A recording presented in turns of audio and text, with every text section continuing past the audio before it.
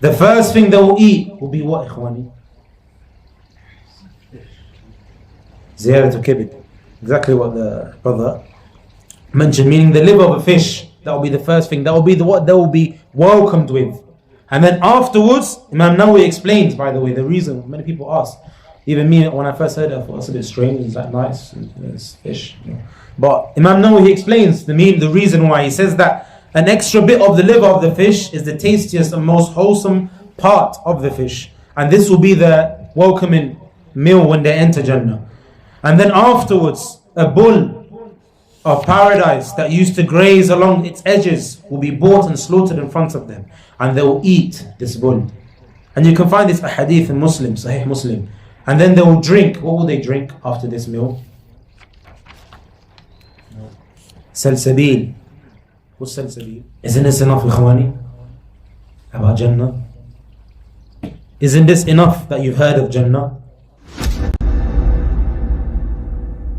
أيا طالب العلم قم لا تنم فإن الزمان انقضى وانصرم فكن ما حييت ضنينا به فظنك بالوقت عين الكرم وكن حلس درسك وافرح به تكن قائدا في غد للأمم وبادر شبابك من قبل أن يقطع عزمك سيف الهوى. السلام عليكم ورحمة الله وبركاته.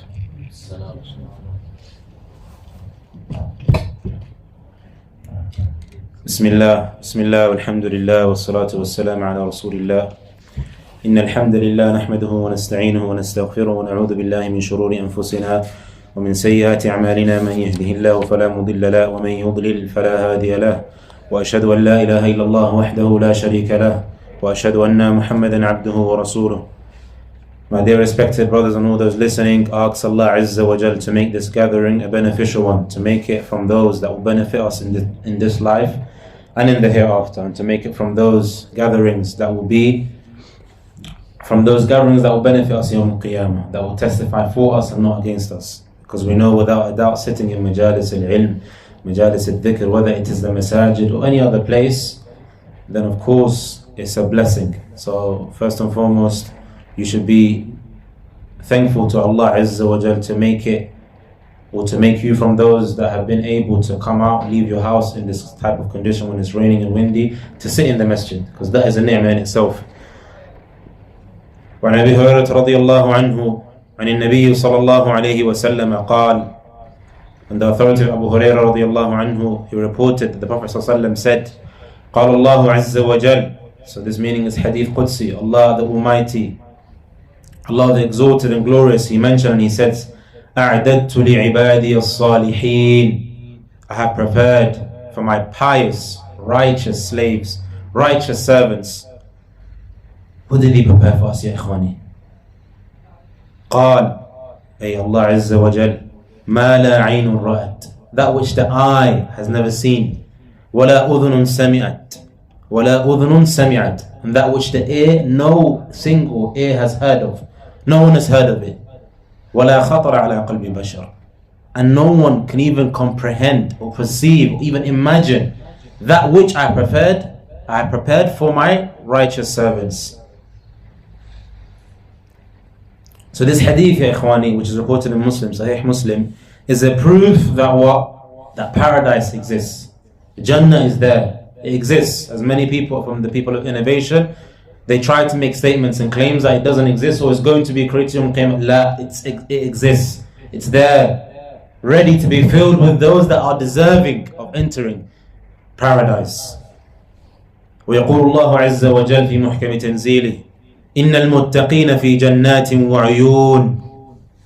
إن المتقين, only the true believers, the righteous ones, the pious, will be amidst gardens and water springs, i.e. the paradise. And it will be said to them, what will be said to them? ادخلوها بسلام آمنين. Enter therein in peace and security. ونزعنا ما في صدورهم من غل إخوانا على سرر متقابلين لا يمسهم فيها نصب وما هم منها بمخرجين. and we shall remove from their hearts. And ikhwani, listen to this verse. It's very, very important. It should touch each and every one of us. And we shall remove from their hearts. What will be removed from their hearts, ikhwani? Hatred. Hatred, enmity, jealousy, anything that is of evil. So they will be like brothers. Ikhwanan ala sururin mutaqabilin. Allahu Akbar. They will be what? Facing each other on thrones. Ikhwani, don't you want this, or do you want a Lamborghini or BMW? Which one lasts? Especially for the young one, which one lasts? You can have that Lamborghini, you can have that BMW, the Porsche, the Bentley, whatever you want, Ferrari, you can have it. It can, tomorrow, it can go and catch on fire. Anything can happen to it, it can get stolen. But this one here, this specific reward here, forever, eternity. على سرر متقابلين. Sitting, facing each other on thrones. This is here, the real life. Jannah. Allah goes on to mention, لا يمسهم فيها نصب وما هم منها بمخرجين. No sense of fatigue shall touch them. And they won't get tired. They won't have the headaches, the migraines, the stress. Nor shall they ever be asked to leave. Ikhwani billah alaykum. Just ask yourselves. You get given an enjoyment, a pleasure of any sort of beautiful thing that you can want and desire in this world. Do you really think it's always going to last? You know this famous thing that they say, whatever goes up, what happens to it? It must come down. Look at those that are, many of us here would want to be like those that we see, the celebrities. All of them, how many of them have gone up to the highest peaks of levels, and then they go down? Suicide, stress, this. They're still not happy. It's still not enough after the millions and trillions of money that they make. And anything that they can desire, they have it.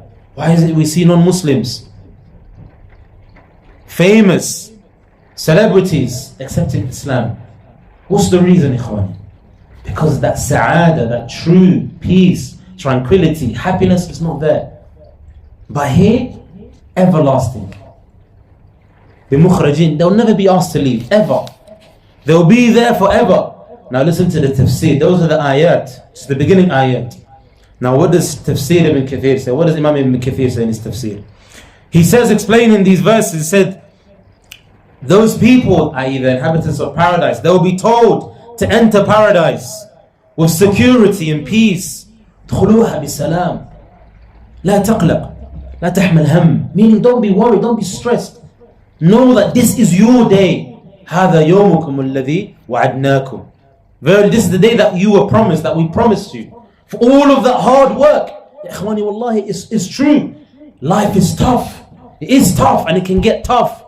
You can be in the midst of your iman literally about to fly out of your heart.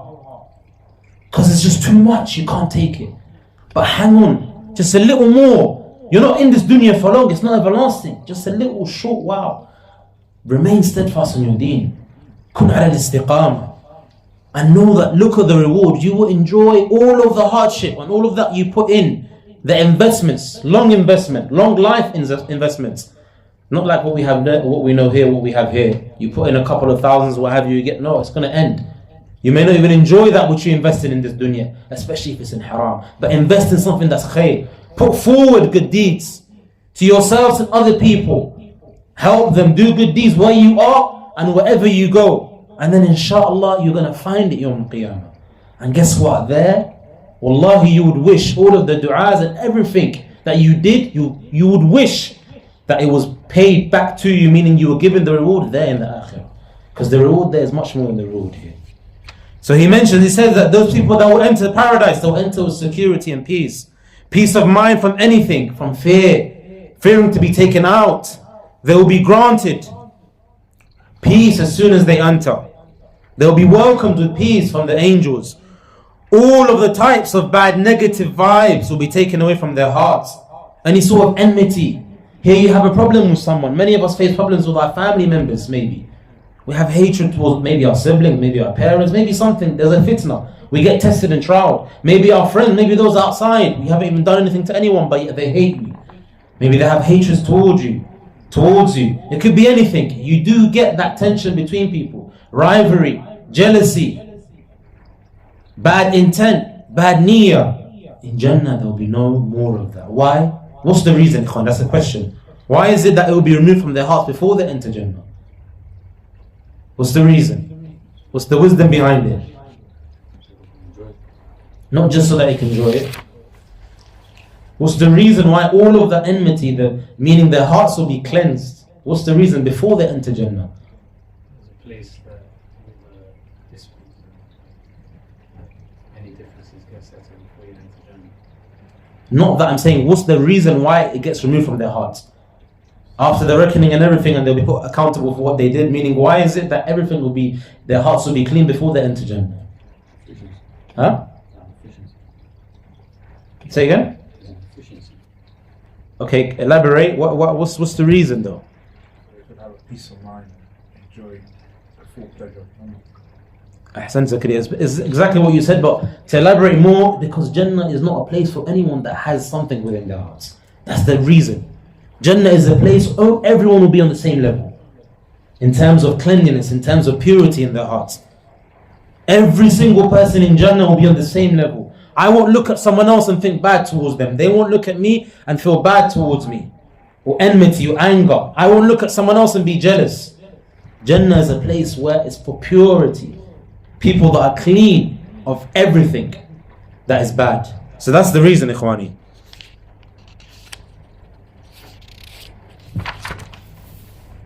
Anything that you may have had with someone in the dunya, all of that will be left to the side. All of that will be taken away and cleansed. And it mentions here, it says in the tafsir, إخوانا على سرر متقابلين. Abu Bakr as-Siddiq radiyallahu anhu, Umar ibn Khattab and Ali radiyallahu anhu, radiyallahu anhum ajma'in, they all of them said that the explanation of this verse, إخوانا على سرر متقابلين, meaning al-ashra al-bashirin bil-jannah. All of them said it. Meaning Abu Bakr and Umar and Ali, they said that this verse means the 10 that were promised to enter Jannah. Who were the 10, Ikhwani? Can someone give me them straight away by heart? Who were the 10 that were promised Jannah? Abu Bakr, Umar, Uthman, Ali, Sa'ad, Sa'id, no problem. Zubair, Abdurrahman ibn Auf, Talha, one more. He said Zubair. Huh? No. He's not one. He said Abdurrahman ibn Auf. There's one more. He said it. He said Talha. You didn't say Talha? Okay, Talha. Did you say Abdullah bin Mas'ud as well? He's not Talha. You sure, Ikhwani? You sure? Yeah. What's your proof? Not in the hadith. Are you sure, Ikhwani? Yeah. 100%. What's your proof? He said the 10 that was mentioned. Okay, say them again.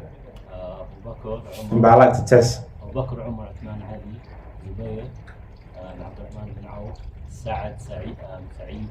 How many? That's 8, right? Talha. Ahsant. That's correct. Well, just another benefit. This one here, it mentions obviously Abdullah ibn Mas'ud, but it's correct, the one that you said, that he's not part of the famous hadith that we all know. So Abu Bakr and Umar and Ali said that this is the meaning, this is the intent, meaning the ashra, the ones that will promise Jannah. This is what it means. إخوانا على سرر متقابلين. So Ikhwani, subhanAllah, when it says this here, just ask yourselves, who here would like to meet them?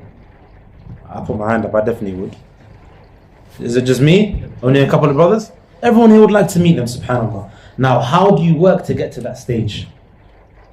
Are we all worthy of entering Jannah? That's the question you should ask. You don't need to answer it. Ask yourself deep down in your heart. Are you, as a Muslim, as a mu'min, worthy of entering Jannah? هل أنت مستحق أن تدخل الجنة؟ اسأل نفسك. That's the question you should ask yourself. And then if you know the answer, and only you, and don't lie to yourself, be truthful. If you know you're not, then what do you need to do to work towards being from those that are worthy of entering Jannah? If you are, then carry on and do even more.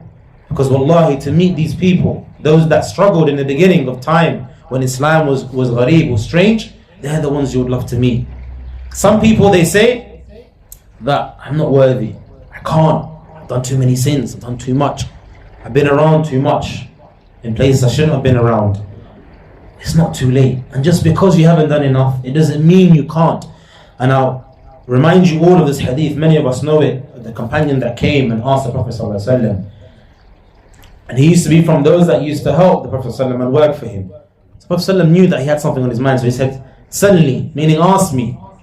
And he says, "Qult," he says, I said, "Murafaqatuk fil Jannah." I just want to accompany you in Jannah, be with you in Jannah. That's what he said to the Prophet ﷺ. He said, "I just want to be with you in Jannah. That's all I want." He said, "Nothing else?" Prophet ﷺ asked him, "Nothing else?" He said, "Nothing else, just that. I just want to be with you." What did the Prophet ﷺ say to him? All he wanted to do was just be with the Prophet ﷺ. What did he reply back to him with?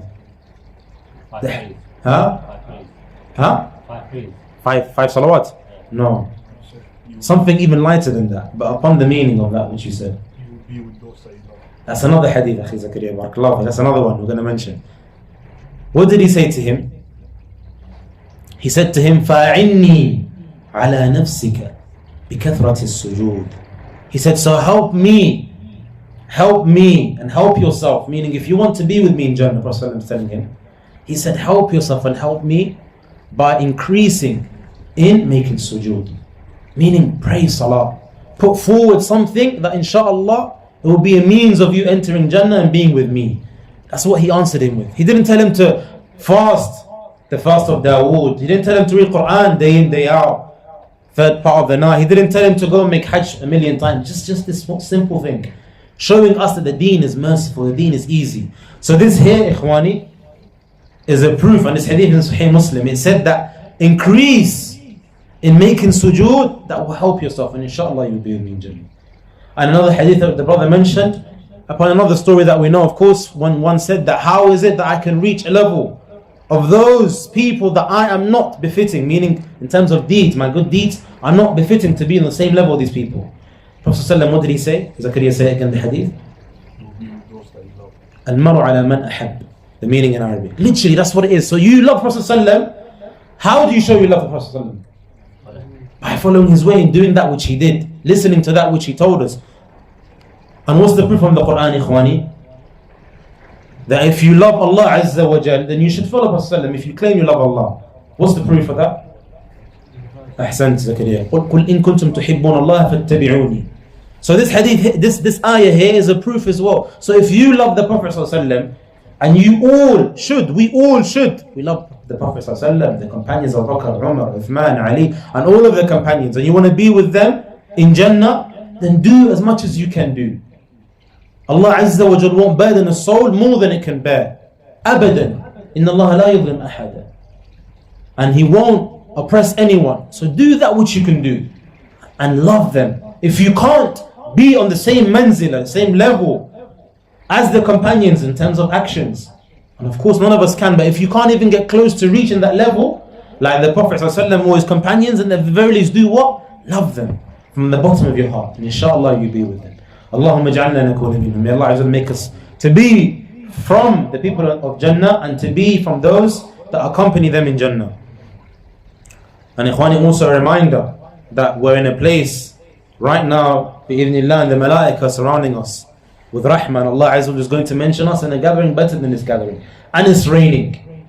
And the dua is mustajab when one makes dua when it's raining. فَاللَّهُمَّ صَلَّى عَزَّ وَجَلَّ أن يجعلنا أن نكون من أهل الجنة الفردوس الأعلى. قولوا آمين, say آمين. And it mentions here, it says لا يمسهم فيها نصب, يعني المشقة والأذى كما جاء في الصحيحين. إن الله أمرني أن أبشر خديجة ببيت في الجنة, وقال في الحديث لا نصب, meaning there will be nothing that will touch them from what? From hardship, from tiresome, from being tired, from fatigue. Nothing, meaning that which will be difficult upon them. Meaning in Jannah, there won't be any more stress. If you suffer from stress, anxiety, migraine, any sort of illness, anything that you're going through, physically or mentally, that won't be there in Jannah. Picture it. Try and picture it as you're hearing the hadith. And we're going to touch on more in terms of the description of Jannah. Try and picture it in your head and make it a thing every single day when you're struggling, you're going through difficulty. It's difficult to pray for salah when you wake up in the morning, to read Quran, to do anything that's good. Try and just picture your goal, why you're here. وَمَا خَلَقْتُ الْجِنَّ وَالْإِنسَ إِلَّا لِيَعْبُدُونَ. That's why you're here. Anything else surrounding you, anything else that comes with it, wallahi, me coming and to this masjid, walking here, or doing this, you walking here, you working, you educating yourself in ashya, dunyawi, things that to do with dunya, all it means, it depends how you utilize those things that Allah blesses you with. If you're married, if you have a child, if you're smart, if you're good at something, it depends your own body, how you utilize it for the purpose, which is to worship Allah alone. That's the only reason you exist in this dunya, ikhwani. When you forget that and you forget the reason why you exist, you start to drift away. تنحرف عن الطريق. You start to drift away and to sway with the wind.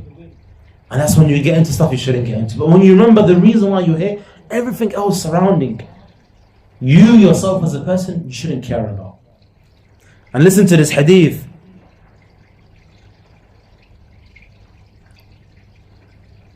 And it says here, وَمَا هُمْ مِنْهَا بِمُخْرَجِينَ, meaning this is the proof that no one that enters Jannah will ever leave it, ever. And what's the opposite? Look at the rahmah of Allah Azza wa Jal. Is every single person that enters the hellfire from Ahlul Tawheed, will they stay in there forever? What's the correct belief, Ahlul Sunnah wal Jama'ah? That those that enter muwahhidun, they will eventually come out, because them entering Jahannam will be for what? A means of them being purified and cleansed of their bad deeds. So what does that show you?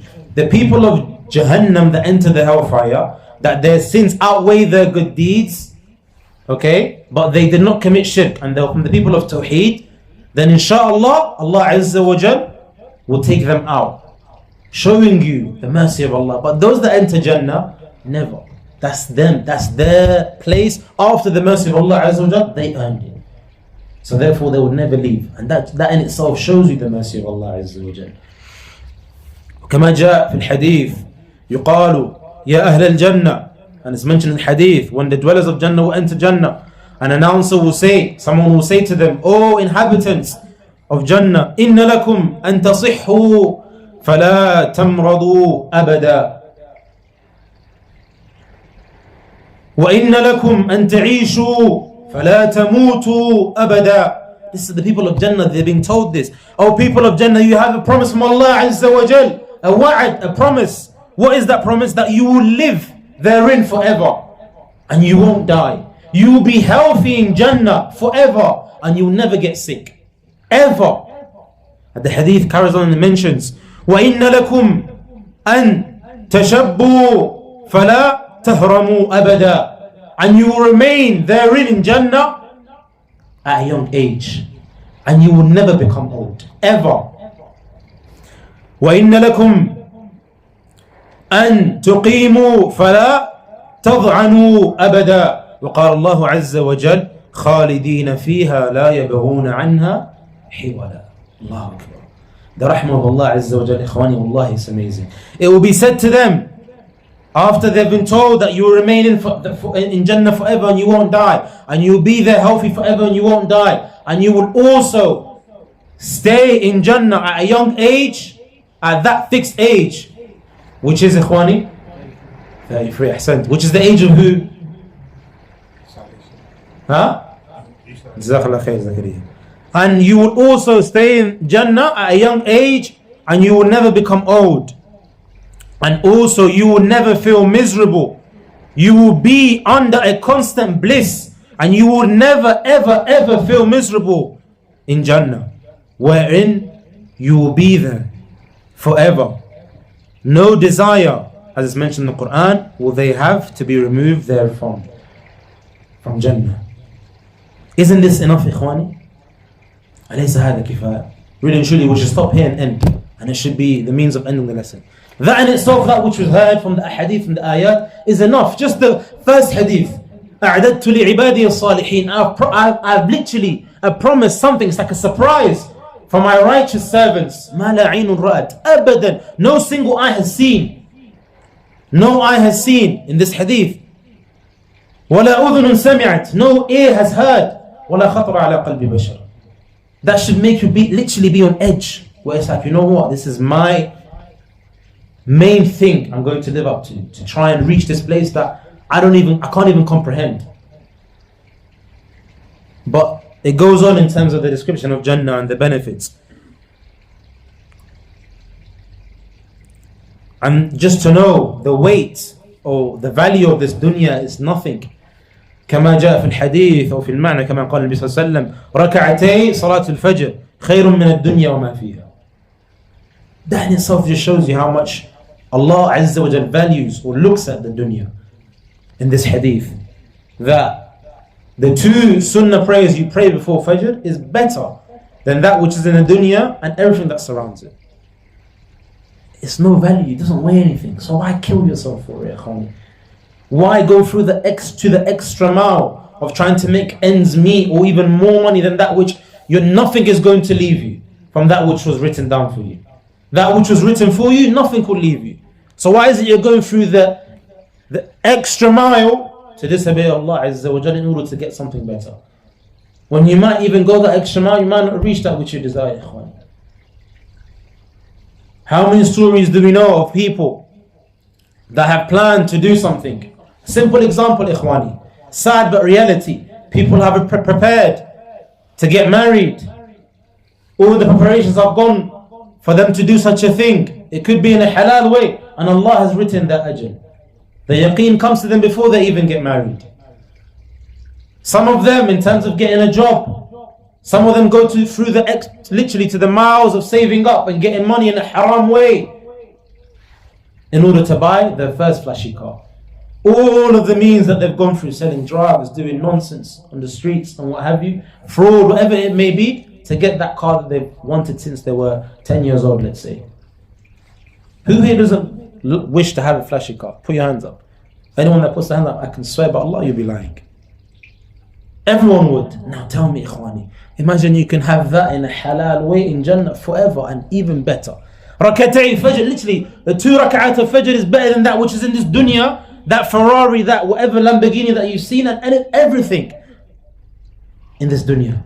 So why go through that extra mile?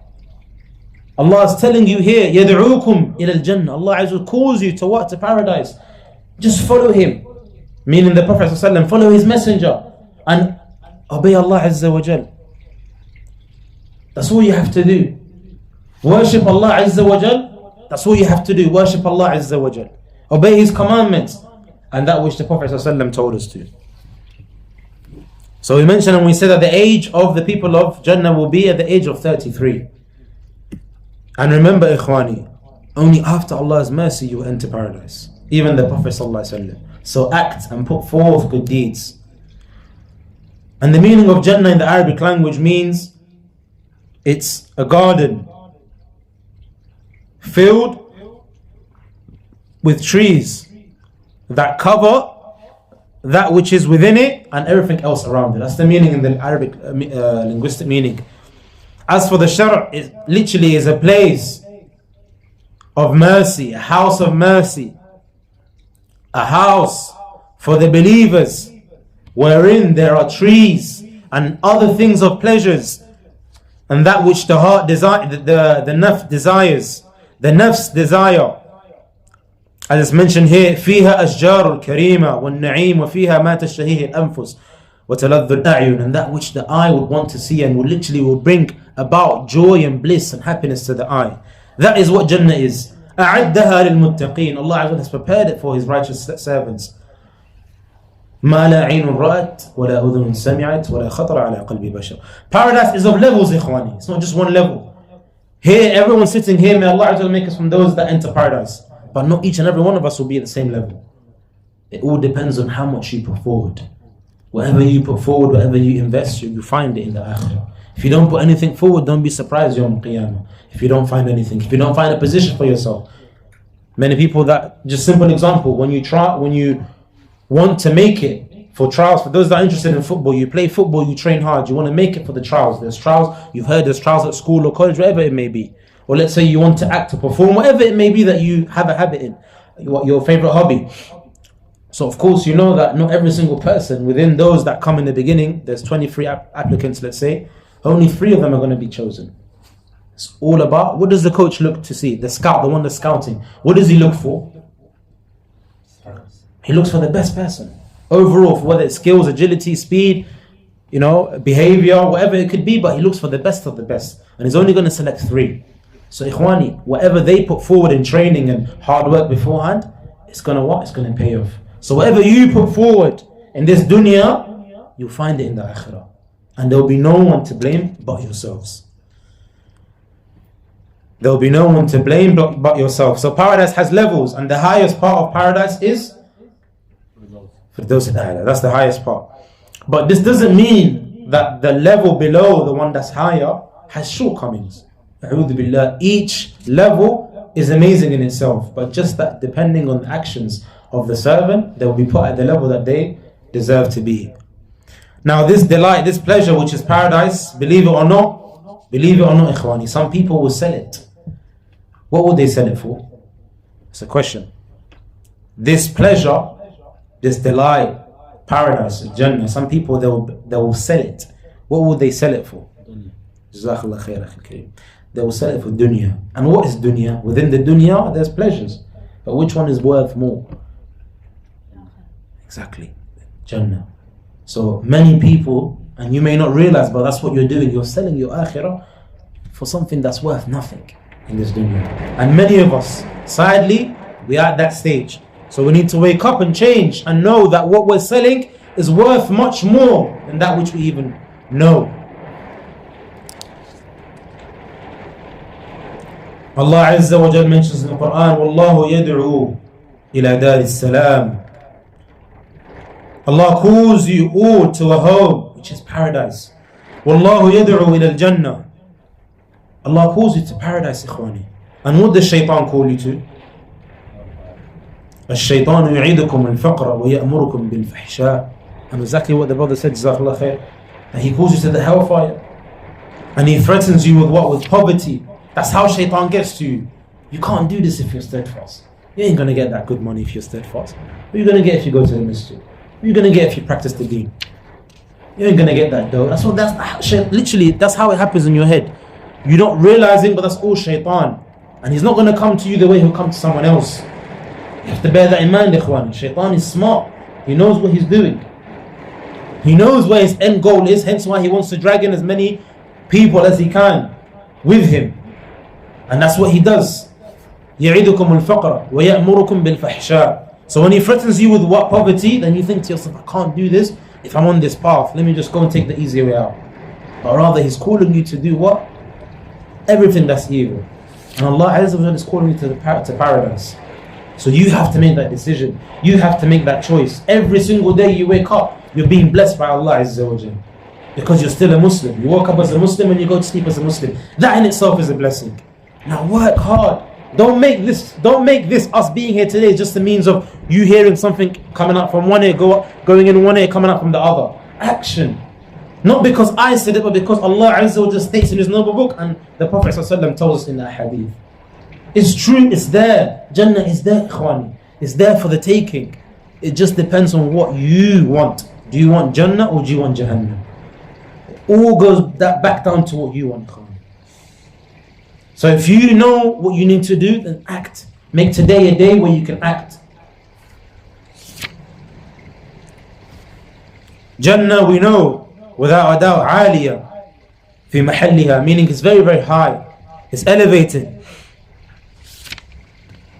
And we know that its houses, they're also very, very high, meaning that which is within Jannah.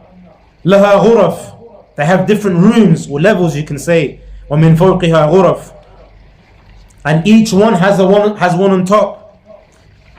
Meaning, the explanation here it wants to make us understand that it's different levels and different rooms. So picture this, ikhwani. If you are at a level, let's say I'm at a level, may Allah make us from them. If I am at level B, I can see someone that's above me. Why? Because this is how Jannah is created. So if I am at level B, I can see someone above me. And also we know that, as the Mashaykh mentioned, there's ikhtilaf as well, difference of opinion, but that which is correct, that the one that is in a higher level can come and visit those that are at lower level. But the opposite cannot happen. So that's why, ikhwani, you should try and get what? Whenever it's, as mentioned, Prophet ﷺ said to us, and also an authentic hadith, that if you ask for Jannah, then ask for the highest stage. Why you say, oh Allah, grant me Jannah, oh Allah, grant me paradise? Ask for Firdaus al-A'la. That's the highest level. Ask for that one. Even if you can't reach it, then Allah maybe will have mercy on you because you wanted it. And you had the intention to reach it and you did the good deeds. I'll ask you guys a question. Everyone be honest. If you guys right now was to meet, who's the richest man today, 2022? Huh? Elon Musk. If you were to meet him now, what's your name? Hassan. If you were to meet him now, would you ask him for £100? He says he's saying to you, whatever you want, you can have it. In terms of a figure, just give me a figure. Would you ask him for £100? What would you ask him for? Exactly. Somebody else, ikhwani. So that's an example. Okay, if now someone else came, okay, they own properties and they want to give you houses, would you ask them for one house? We'll ask for that which, you know, the highest that you can get, the most in terms of this scenario here, the houses. So why is it that, ikhwani, when we ask Allah Azza wa Jal, you ask Him only for Jannah? You ask Him, oh Allah, grant me Jannah. Allah Azza wa Jal loves the servants that ask Him and cry out unto Him. So ask Allah for Firdaus al-A'la, not just Jannah. Ask Him for Firdaus al-A'la, the highest part. Don't forget that, ikhwani. When you make dua today and from now on, ask Allah Azza wa Jal to give you the highest part of Jannah. And don't forget your parents in the dua as well, and your Muslims. And a fa'idah I'll give you guys, and please, ikhwani, memorize this and just keep this with you. Shaykh Abdul Razak Hafidhullah made a beautiful benefit. He said that a lot of Muslims, when they make dua, they're ghafil, they're heedless, they don't really know how to make dua. Number one, the first way one should make dua is you should thank Allah Azza wa Jal. Okay, say it, thank Allah Azza wa Jal. Okay, praise Allah, thank Him, praise Him. Once you finish doing that, you send salutations upon Muhammad sallallahu alaihi wasallam, and then ask for that which you want to. And that way you're showing etiquettes. You're not just straight away making dua. So you should start your dua like that, and then afterwards, when you ask the dua that you ask for, the Shaykh, he said many people, they say, oh Allah, grant me this, oh Allah, grant me this. That's khair, there's no problem. Between you and Allah, ask your Lord what you want and that which you desire.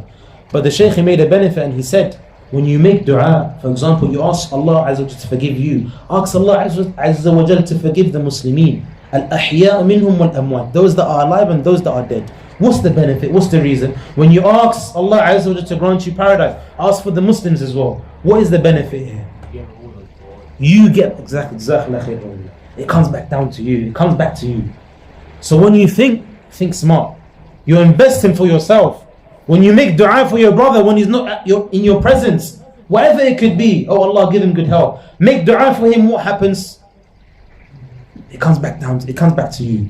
All of this is from the mercy of the deen of Allah Azza wa Jal. You had a question?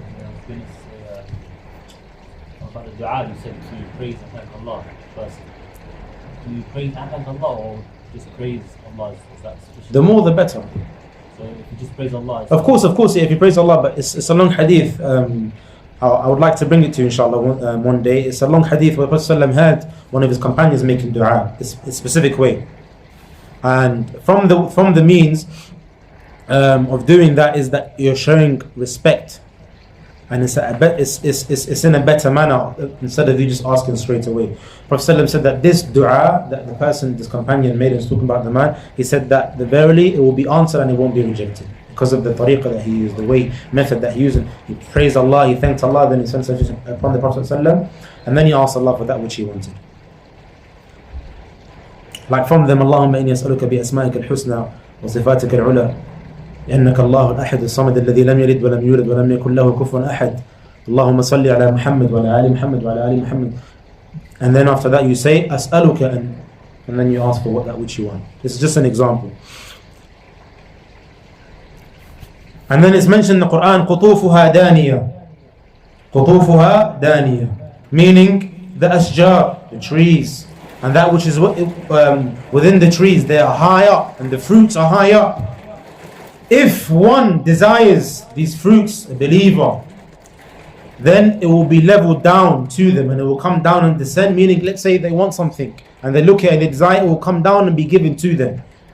It will be put to them, next to them. They won't have to go and reach or go far out to get that which they desire when they see it within their eyesight.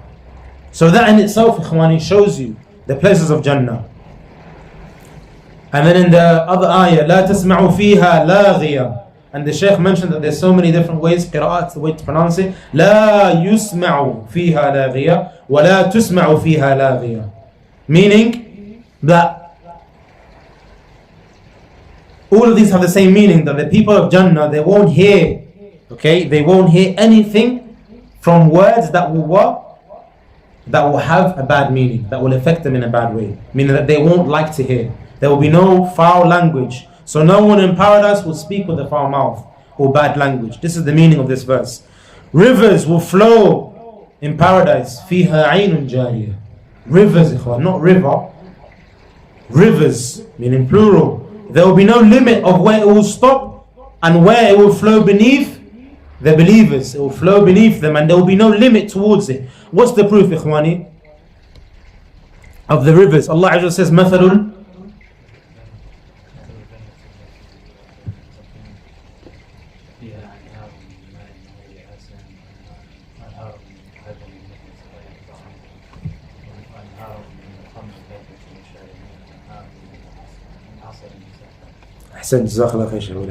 So the ayah that he read, I won't read it again, I'll just read the English version. The description of paradise which the pious have been promised is that in it are rivers of water that taste and smell of which are not changed, rivers of milk of which the taste never changes, rivers of wine, and ikhwani, this one is wine that does not affect one, okay, it's different to this one, and also wine delicious to those who drink it, and rivers of clarified honey, meaning clear and pure honey. So here in this description, ikhwani, it shows us, and we have to bear in mind the things that we know come in a hadith about the description of Jannah. The name is the same, however the description is different, meaning the actual thing is different. So the water there is not like the water here, the milk there won't be like the milk here, and so on and so forth, from that which we know from the hadith. What more do you want to hear about Jannah, ikhwani?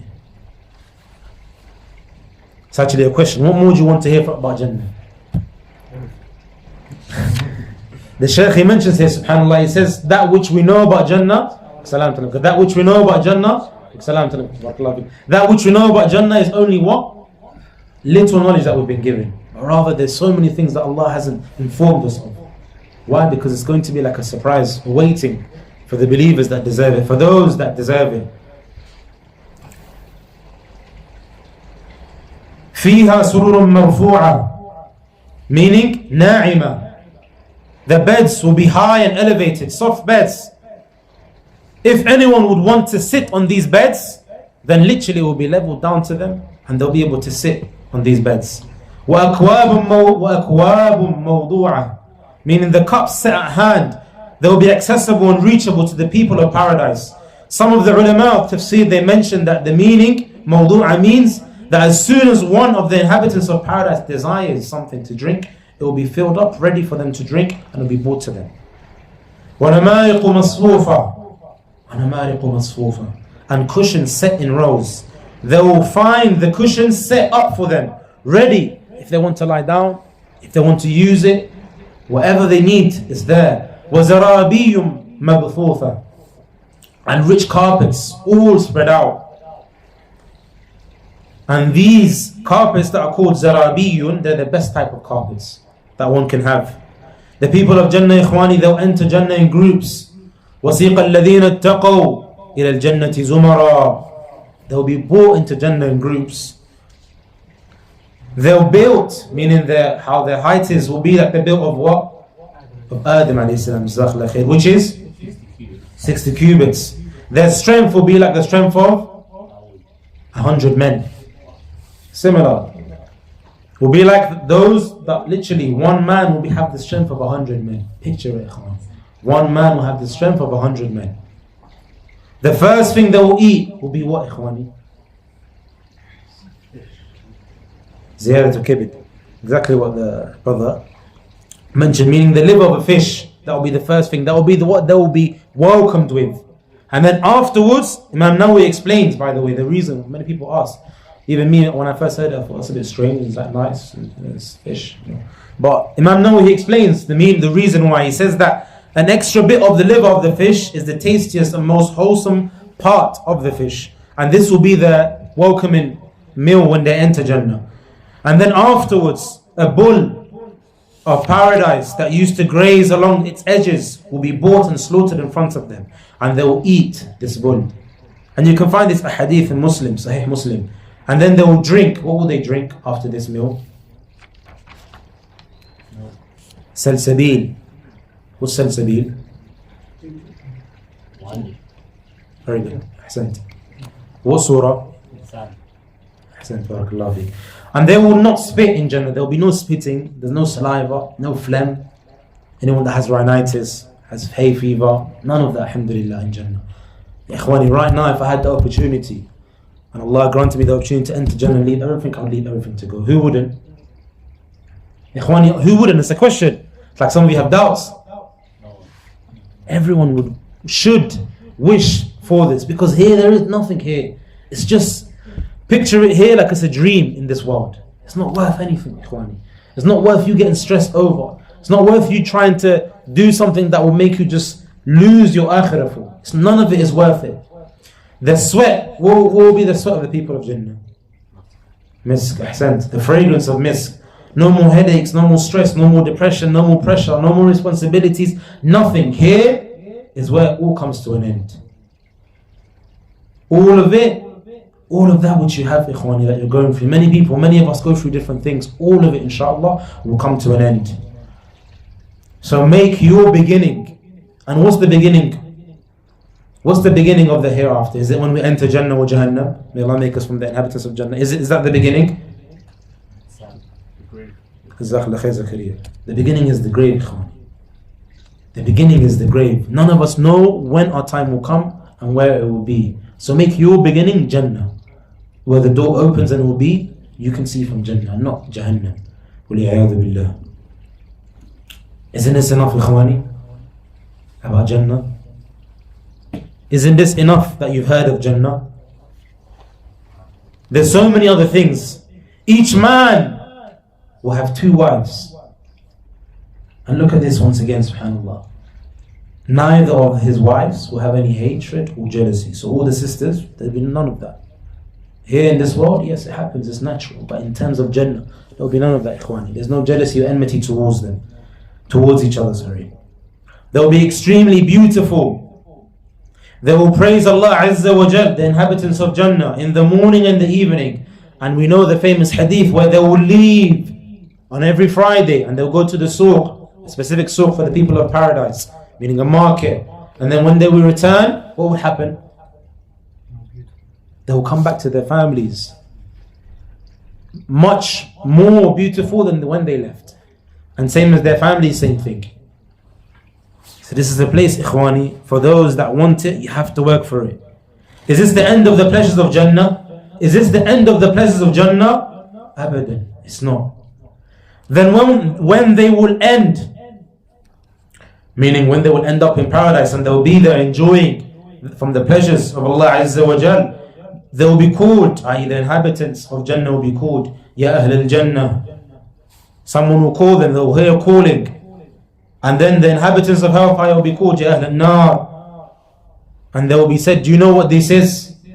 They will be displayed something, will be displayed to them. What will be displayed in front of their eyes? Death. Ahsan Zakaria. And they will say, and what will happen to death? It will be slaughtered. And they will be like, there's no what? There's no death after today. Showing and knowing. And of course, when they'll be called beforehand, before they actually go, they'll be scared and they won't know what's happening. But then when they reach there and they see that death is slaughtered in front of their eyes, then they will know without a doubt, certainty in front of their eyes, that there is no leaving Jannah. And the people of what? Of hellfire also, except for those that we mentioned earlier. Then when the people of Jannah will be enjoying their pleasures, they will be told that they have a meeting with Allah Azza wa Jal. Which is what, ikhwani? What's the meeting? Ahsant. And what better blessing to be blessed with than this, ikhwani? What better blessing to be blessed than to have this blessing, ikhwani? The blessing of being able to see Allah Azza wa Jal. Allahumma ardi anna, Allahumma ardi anna, Ya Rabb. Allahumma la tahrimna ila nadhrik. May Allah Azza wa Jal not make us from those that will be, from the losers that won't be able to see His beautiful face. And may Allah Azza wa Jal make us from those that He is pleased with. They will be in different levels in paradise. How many levels are there in paradise, Ikhwani? 8. Some say 7, some riwayat say 7, some riwayat say 8. Now, from those different levels, does anybody know the specific levels that are for specific people? No, in terms of the levels, or the gate, I should say the gates, specific gates. There'll be specific gates for specific people that did specific deeds. Okay, what is it called? Bab al-Rayyan. Okay, the other one. People of Salah, what else? That's another completely different thing, but that's another one as well. Anything else? Your parents. The person who's rushing towards their parents. So I make it harder, what's the proof, Zakaria? I'm not sure. Now, Ikhwani, the reason I mention is because just to show you, in paradise, there will be different levels and different people that deserving of going through a specific door or gate. And of course, it will be many in numbers in terms of those that did more actions than the others. So they'll be rewarded accordingly. Allah Azza wa Jal is the most just. So, and this is why I try to remember myself and I try to make it something that keeps me going. If you're good at reading Quran and it's something easy, it's like second nature and it doesn't take any effort, we should all read Quran, but some are more frequent than others. So be from those that does even more. If you're good at fasting and it's easy for you, it doesn't affect you, for some it's easy, some it's hard, then be from those that do it and increase. If you're from those, whatever action it could be, do something and keep it going and never stop. The highest part we mentioned is what? Firdaus al-A'la. Its pillars are made from gold and silver. Different gates are for different people. The river of Kawthar. Does anybody know about this river? Who owns this river? Or who's this river for? What is it? Okay. Who's it for? Is it just for the Prophet to drink from? That's homework. I want you guys to do that. I want you, Hassan, to do that. Homework. Give us a bit more information about Kawthar. Not now, for another time. For another time. Ikhwani, the actions of paradise is all full of what? What would they do in paradise? What salah would they pray? This is a question specific for some people. Akhi at the back, what salah would they pray in paradise? Guess. No. Jum'ah. He said Jum'ah, okay. What salah would do they have to fast every single year in Ramadan in paradise? Okay, how about Hajj? Do they have to go to Hajj? So he said Jum'ah. Ikhwani, there is no acts of worship except for what? Jum'ah? Sure, Zahiri? Sure, but I don't know the hadith, I'm sure. So they'll pray Salatul Jum'ah, there'll be Imam, Khatib and everything? No, I'm not sure specific, but I know Friday with the Yom of basically gathering. No, forget that. I'm talking about Ibad. I'm talking about in terms of acts of worship that we do here. Would they pray Salah 5 times a day in Jannah, Hassan? What would they do then in terms of, what acts of worship would they do? Barakallahu. Thanking Allah. When? In the morning and in the night time. Okay? So that's exactly what they will do. Meaning the actions of paradise is just enjoying that which you've done in the dunya, ikhwani. That's my point why I even mentioned it. Because here is where the time for action is. Tomorrow, there is no action. It's just what? You being put to account of that which you did here in this dunya. So today is the time and an opportunity for you to put forward something. Tomorrow, you're going to be either rewarded or punished. We only know a little, ikhwani. This is just something that I managed to gather. It's literally not a lot of information, but just something that which I managed to gather. And wallahi, ikhwani, the pleasures of Jannah are plentiful. There's literally, it's endless, it's countless. The pleasures and that which people will do and that which people will have. And just listening to these ahadith and ayat should make you want to change. So don't let the shaitan fool you. Don't let the shaitan fool you. إِنَّهُ لَكُمْ عَدُوٌ مُبِينٌ. فَاتَّخِذُوهُ عَدُوًّا. It's just very simple. He's an enemy to you. Take him as an enemy. كُنْ عَلى الْحَذَرِ. Okay? Keep yourself, be at guard. Just like when you're on the streets, you're at guard, someone coming to attack you, be at guard with the shaitan. Know that he's there to literally divert you from the path that you're on, which is entering Jannah. And we'll just round up on pieces of advice, ikhwani. Jannah is a place where only when you go, you're going to realize, but then it's too late. Only when you go you would realize that you should have done more, I should have done this, I should have done this. But then it's too late. So let today, wallahi today, ikhwani. I need it, you need it, everyone needs it. To better ourselves. Work on yourself. Forget everyone else in this dunya. Work on yourself, better yourself. For those that are married, you can't work on your family if you're not working on yourself. Work on yourself. Start with yourself. Better yourself. And then with your family members, whether it's your wife, whether it's your siblings, and then obviously your peers. So save yourself from the hellfire. But not just that, do more. Forget everything else. People are calling you to, make you be indulged in conversations that are not going to benefit you. Kalamun tafi, anything. Just literally pay no attention to it. Because people, wallahi, in this dunya, as we know, there's shayateen al-ins wal-jinn. There are people here that will drag you away from khair. You could be a good person, maybe you want khair, and you meet people that you think are upon khair, and then they drag you or they lead you into something what you think to yourself, subhanallah, how did I get to such a stage in my life? How did I get to doing such a thing? Leave that all off. If you know people that are good, then accompany them, be with them. Al-mar'u ala man ahab wal-mar'u ala dini khalili. So if you love someone, you will be with eventually, even if you're with people but you're a good person, you're going to end up doing what they're doing. And why did the Prophet ﷺ have companions like he did? They only helped him in khair and spreading the deen. So be from those that are acting and doing good deeds.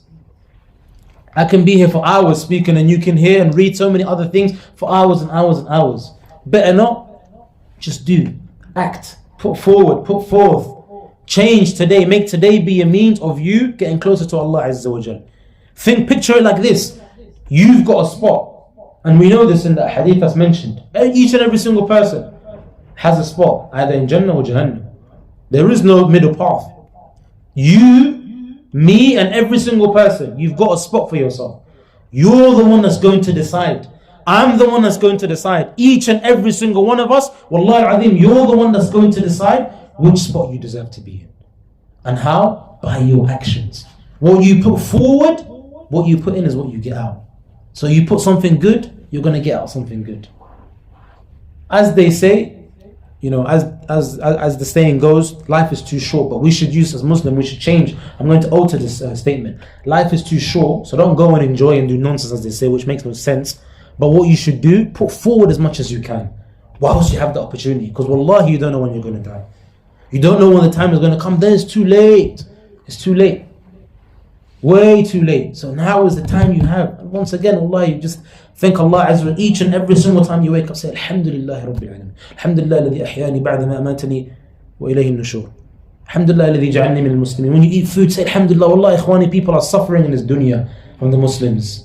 You've been blessed, you're a Muslim, and your life is easy here. No one can say life is difficult. Of course you go through trials, but you've got it easy. Some people got it hard and tough. I know some brothers personally, ikhwani. The parts of the world they come from, they can't even practice their deen. Upon tawheed and upon the correct da'wah, they can't. It's difficult for them. Because they have people that hate the deen from the countries they live in. When you hear stuff like this, you should make you think to yourself, Alhamdulillah, where I'm from, where I live. Things are easy. You can go do what you want, do whatever you want, get up to whatever you want to get up to, and you can practice your deen. Alhamdulillah. So don't make any excuse. Make today be a day that you work for that Jannah, you work for the Akhirah. And for those that know that when you enter your grave and you see people leaving you, because today you think things are important. I need to be with this person, I need to chill with this person, I need to always accompany this person and this, that. Wallahi akhi, as soon as you enter your grave, even your own parent, your own mother, your own father, your own child, as soon as you've been the grave has been digged up, you've been put there, soil has been put all over you, they're going to walk away. They're going to have to live their own lives. You don't care anymore. They don't care about you anymore, so you don't matter anymore. To a certain extent, they'll make dua for you if you raise them upon khair and upon taqwa and that which have you. But in terms of them, they have to live their own lives now. They have to get on with it. Because time is clicking for them. They've got school to go to, they've got work to go to, they've got a life to live. You're now just someone that, I remember my father. Anyone says it. My father, rahimahullah, died. Of course, without a doubt, you remember your father, you remember your mother, you remember anyone that you know maybe that has passed away. But it's just making dua for them. Because you're busy up and down, up and down. So don't be from those that when you get to the graveyard, you say to yourself, Ya laytani fa'alt. oh Allah, I would just please for one more second time into this dunya, then it's too late, ikhwani. Wallahi, then it's too late. And how you know when you meet someone that's old, they will tell you. Someone that's old, when you sit with those that are older, they'll tell you, those in their 70s plus 80s, they will tell you. They said life went by like this, just yesterday I was your age. And then in the 80s, how about now? No one here is past the age of 50. So don't let yourself be from those that are just going to be remembered and that's it. But rather be from those that put forward good deeds, were good to people, were a good ambassador of Islam, and then you'll be remembered in khair. And people will make dua for you, that those that you didn't even know existed. So I ask Allah Azza wa Jalla, the Almighty, to make us from those that do good deeds that will enter us into paradise. I ask Allah Azza wa Jalla to make us from those that will be from the inhabitants of paradise and that will stay in there forever and live there in eternity. اللهم اجرنا من النار وجعلنا من أهل الجنة في الفردوس الأعلى. هذا وصلى الله وسلم على نبينا محمد وعلى آله وصحبه ومن تبعهم بإحسان إلى يوم الدين. والسلام عليكم ورحمة الله وبركاته. جزاكم الله خير الجزاء وأحسن الله إليكم.